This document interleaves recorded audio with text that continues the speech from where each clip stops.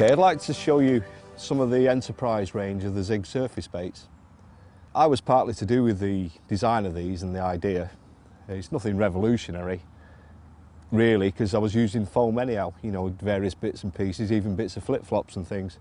The little foam inserts off the bottom, so I got Chris to design these with us, and we chose all the obvious colours. And one of the colours that we thought was top of the list was black.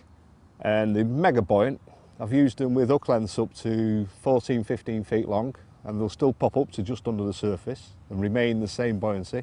I tend to use size 10, 12 hooks with these. You can use them much bigger, you can use 6s even and they'll still lift it. But that's the size I use. My favourites being 10s.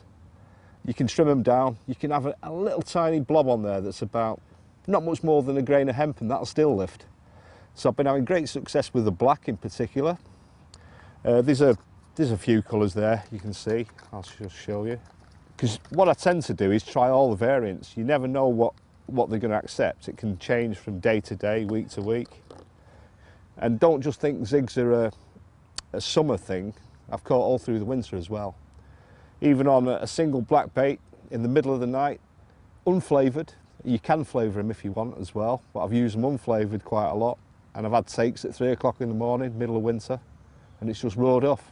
I tend to use small leads as well with the zigs, by the way. Smallest I can get away with.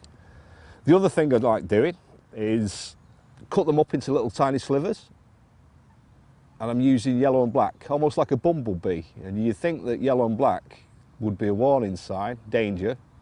Not with the carp, they really like this. I've had loads of fish on this. There was one young fella on Swan at Kingfisher. He'd been on a couple of days, he'd had nothing. So he was fishing on the bottom. I says, have you tried the zigs? No. So I showed him, did him some bumblebees up, we put them on, and he had a personal best. I think it was 35.10, straight away on the zigs, on that particular type of thing. He was really chuffed with it, and he had about 5 or 6 fish. So don't neglect the zigs. As an add-on as well, we've done the glow-in-the-dark versions. We've got the blue, the yellow, and the green. Don't underestimate these as well. You can use a little top, or you know, a little topper, trim them, and they're very good, particularly in winter on the dark nights. Very interesting. So there we are.